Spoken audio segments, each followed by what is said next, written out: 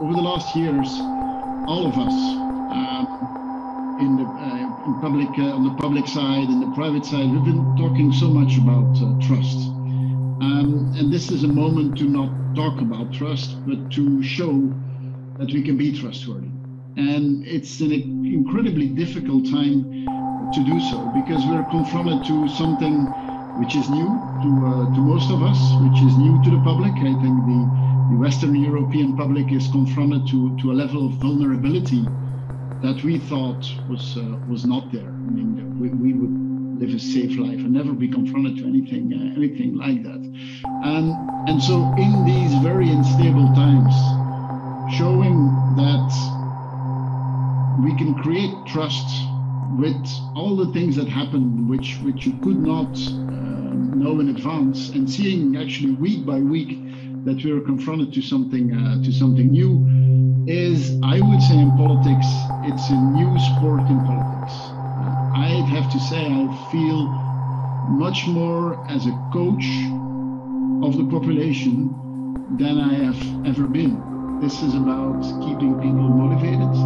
This is about explaining the things we know, but also explaining the things we don't know. It's very often also telling that we have made a decision and we thought it was the right decision because of these reasons, but it is clear now that actually it maybe was not the right decision. And really trying to explain to everyone, we are a population of 11 million, that we are a team of 11 million, and that as a team we can beat this. We actually did a communication campaign around that as well, and really convincing every person that everyone in their own individual action has an impact on this crisis, has an impact on its own health, and especially an impact on the health of everyone.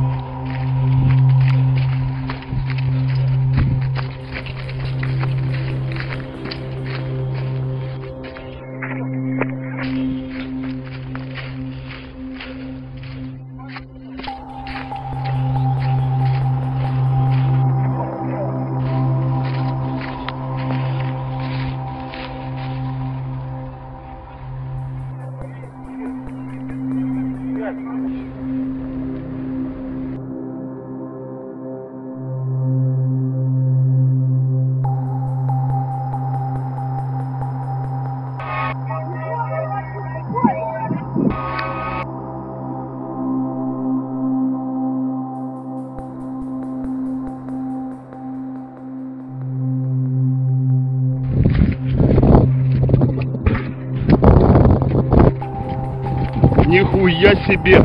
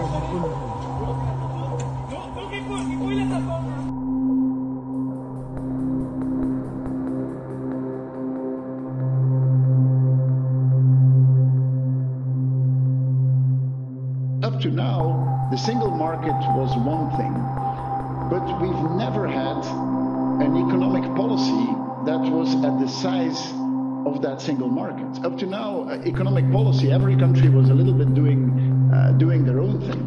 For the first time with this resilience and recovery facility, this is the first time that the European Union has an economic policy that is at the same size as the single market. For the first time, we now have a plan where 27 economies are going in the same direction, where 27 locomotives are pulling in the same direction. I'm convinced that the impact of that will multiplicate what we already have with the single market. We now finally are leveraging the single market into a common economic policy, where sustainability really is at the heart, and that's good for Europe, and it should be good for the rest of the world as well.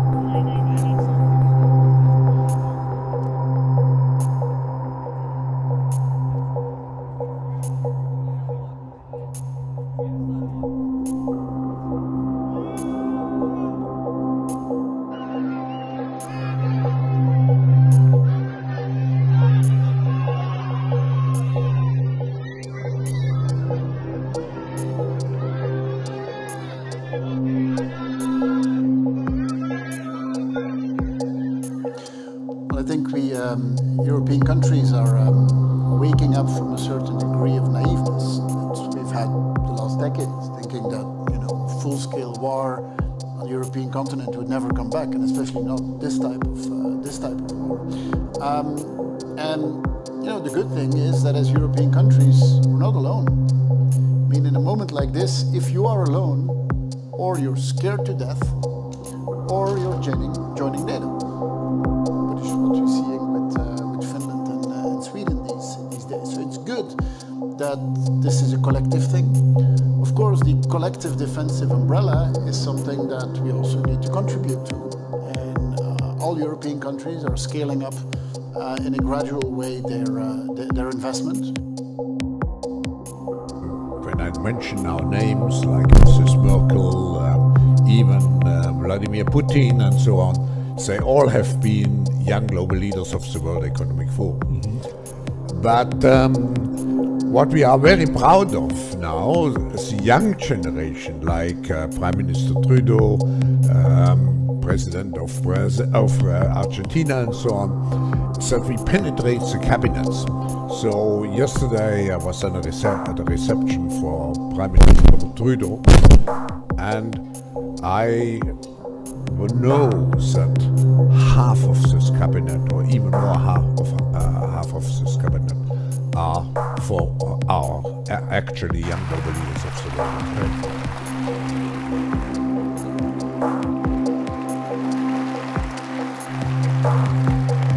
People's attitudes towards trade shocks are also being hardened by the effects of accelerating technological innovation. For example, as my colleague at the bank, Andy Haldane, has explained, up to 15 million of the current jobs in Britain could be automated over time. The fundamental challenge is that alongside its great benefits, every technological revolution mercilessly destroys jobs and livelihoods, and therefore identities, well before new ones emerge. He was once listed by Time magazine on one of the 25 most influential people in the world. Today, the combination of open markets and technology amplify the rewards of the superstar and the lucky. So it's a time to be famous or fortunate, but what of the frustrated and the frightened? And it's certainly true, with respect to the last, that uncertainty is very high. As and when the Northern Powerhouse comes together, of course, that will continue to arrive. The reason why it doesn't feel like the good old days, the reason why the net is negative, is a consequence of weak productivity. That's why real wages are below the level they were a decade ago. And if that feels strange, it's because it is. This is something that no one alive today in the United Kingdom has ever experienced. The underlying reasons for this 16% shortfall in the UK's productive capacity are poorly understood. What's clear, or at least clear to the bank, is that the influence of monetary policy on productivity is limited. A said earlier that for free trade to benefit all requires some redistribution, and that includes turning back the tide of stateless corporations. As the Prime Minister recently stressed, companies must be rooted and pay tax somewhere. And that's why the G20's fight against something called base erosion and profit shifting is so important. And it's also why the G20 might consider a minimum tax on reported earnings to be paid by companies, at least somewhere. You're not squeezing the trigger. Don't squeeze the trigger. Yeah, you're pulling it. Yeah, you see that? Yeah, back on with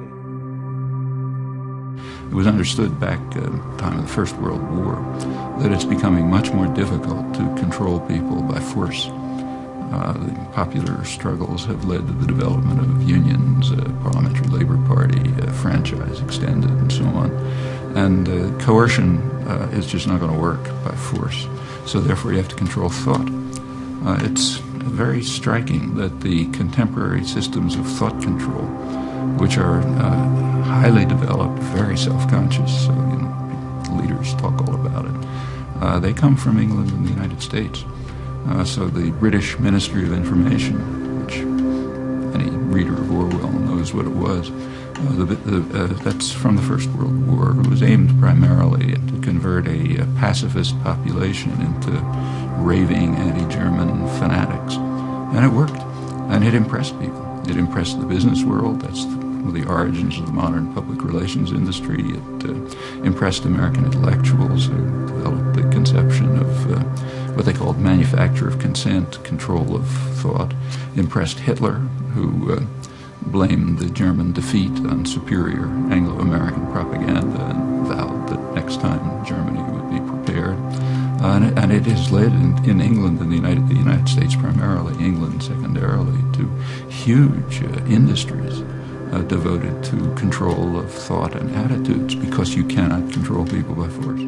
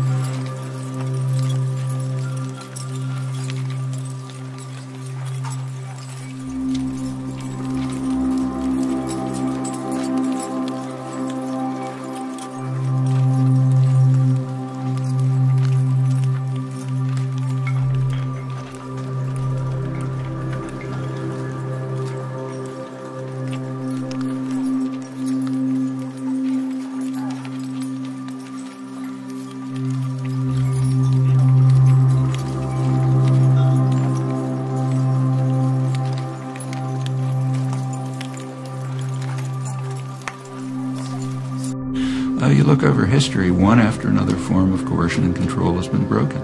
As the Soviet system was collapsed from inside, every system of tyranny we know about and oppression has been, people chip away at it and it ultimately collapses. There's nothing special about them. I mean, the systems of power that exist now are quite fragile, and they know it.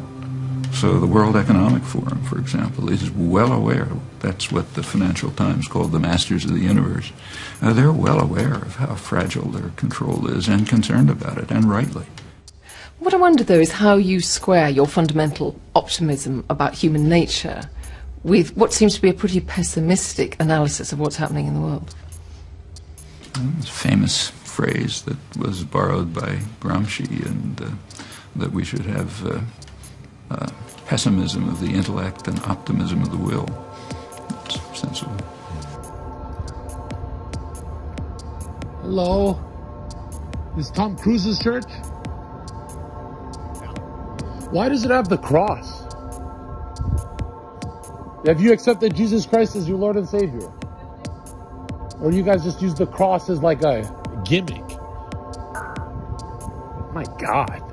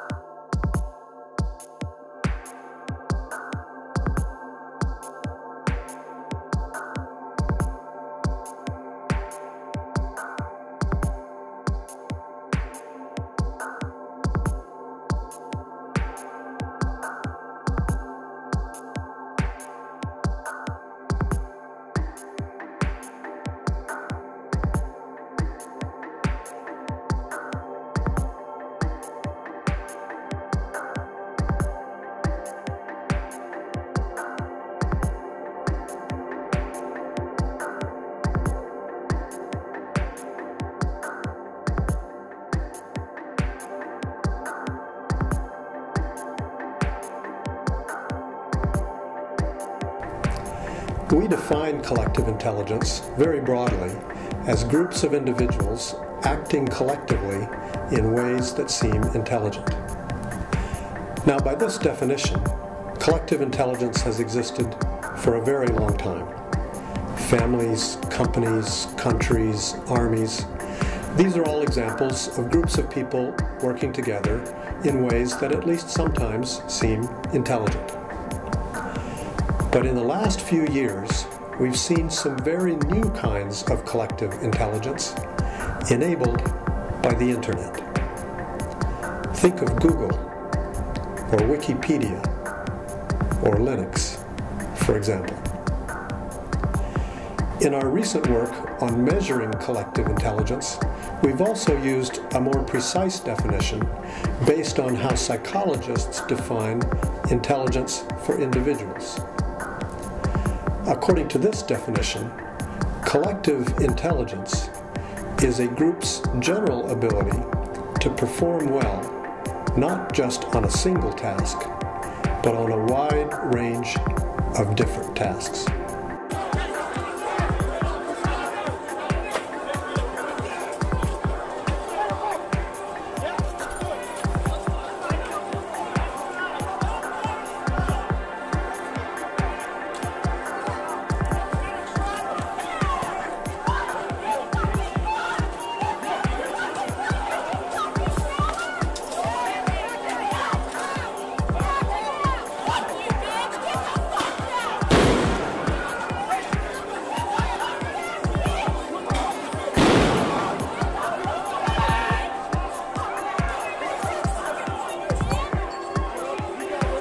But if I give the promise to people in Ukraine, we stand with you as long as you need us, then I want to deliver. No matter what my German voters think, but I want to deliver to the people of Ukraine. And this is why, for me, it's important to be always very frank and clear. And this means every measure I'm taking, I have to be clear that this holds on as long as Ukraine needs me. We are facing now a winter time where we will be challenged as democratic politicians. People will go on the street and say, we cannot pay our energy prices. And I will say, yes, I know, so we help you with social measures. But I don't want to say, okay, then we stop the sanctions against Russia. We will stand with Ukraine, and this means the sanction will stay also in winter time, even if it gets really tough for politicians. Ну. Что там говорили, умрем, а мы еще до сих пор живы. С вашими. Алекс, все наши здесь. Все живы, здоровы, ждем ваши танки. Давайте, ребята, нам трофеи. It is the Fed's job to bring inflation down to our 2% goal, and we will do so. We have tightened policy significantly over the past year. Although inflation has moved down from its peak, a welcome development, it remains too high. We are prepared to raise rates further if appropriate and intend to hold policy at a restrictive level until we are confident that inflation is moving sustainably down toward our objective. We are attentive to signs that the economy may not be cooling as expected. So far this year, GDP growth has come in above expectations and above its longer-run trend. And recent readings on consumer spending have been especially robust. In addition, after decelerating sharply over the past 18 months, the housing sector is showing signs of picking back up. Additional evidence of persistently above-trend growth could put further progress on inflation at risk and could warrant further tightening of monetary policy.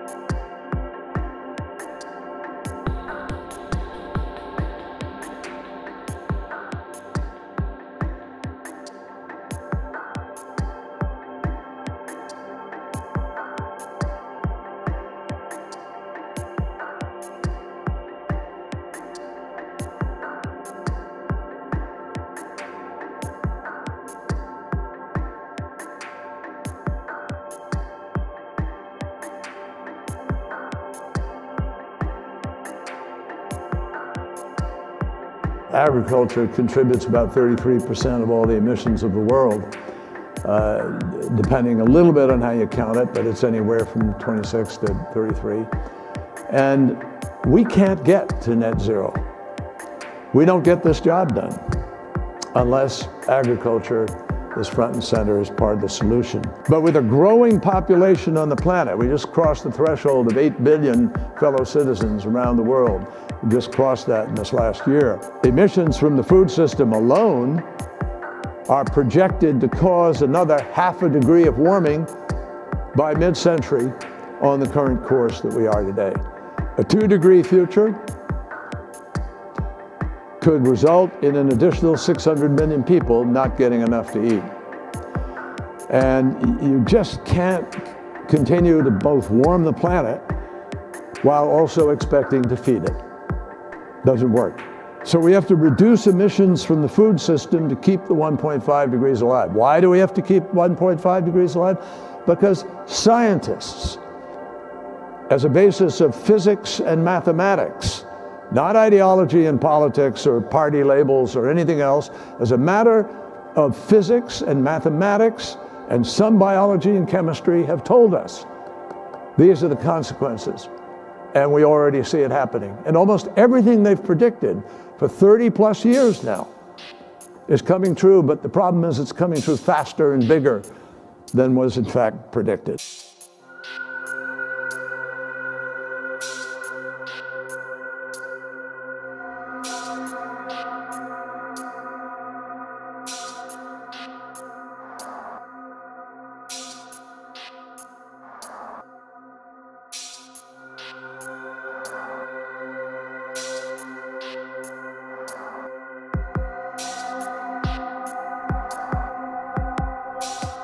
bro, this is not real, dog.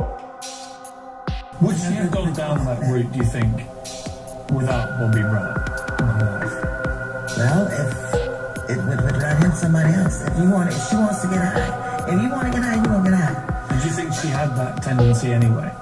I think that we all, as artists, because we're highly sensitive people, and this machine around us, this so-called music industry, is such a demonic thing.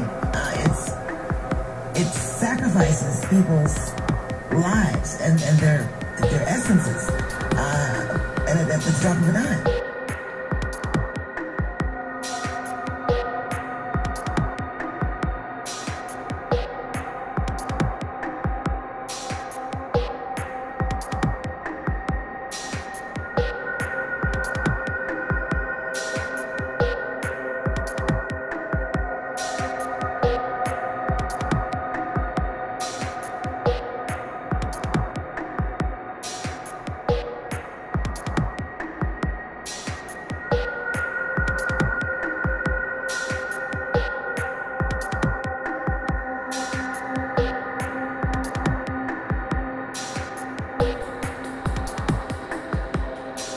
أنا أعتقد أن أوروبا الجديدة هي الشرق الأوسط.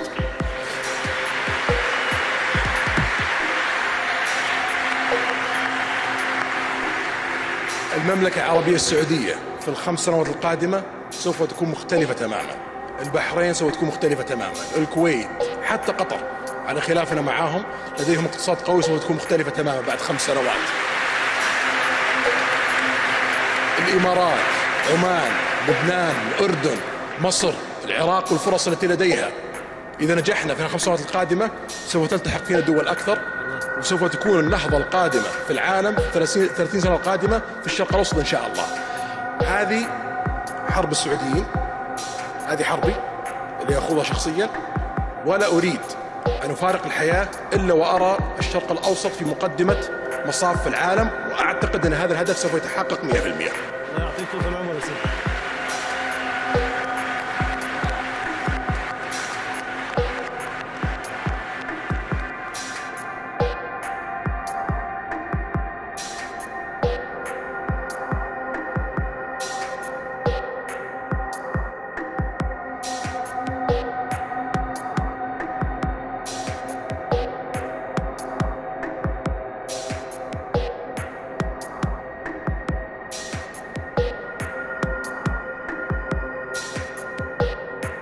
There will be some disruption, but from my perspective, there should also be some transition.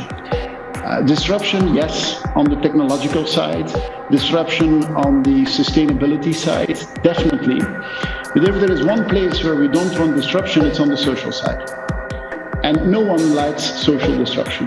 And coming out of this pandemic, I think this is the last thing we need, knowing all the polarization that we have seen throughout European society. So that is going to be, I think, in the medium term, after the short-term supply side constraints, bottlenecks that we have, is a transition that is a social transition.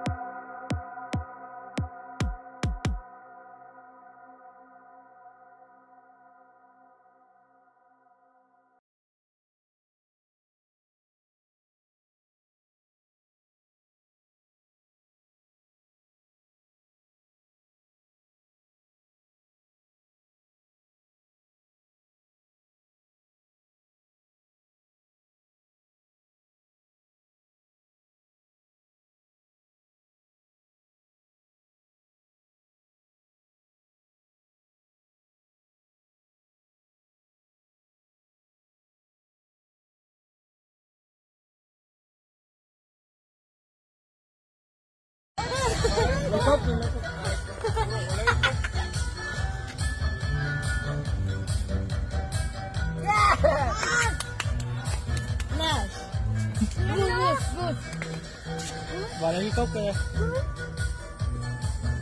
Không phải.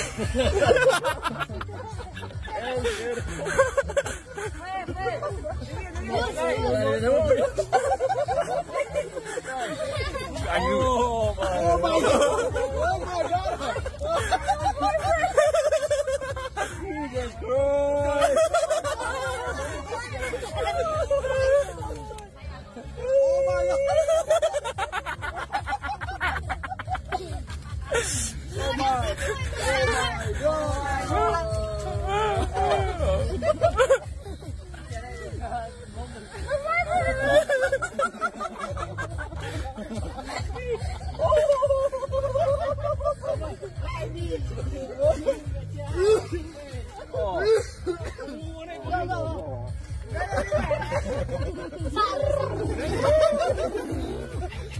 hell. I'm not good, man. Fuck hell. Hey, I'll go one night. Jesus Christ. Well, leave it there. I'm good. Yes, good. Wow. Wow.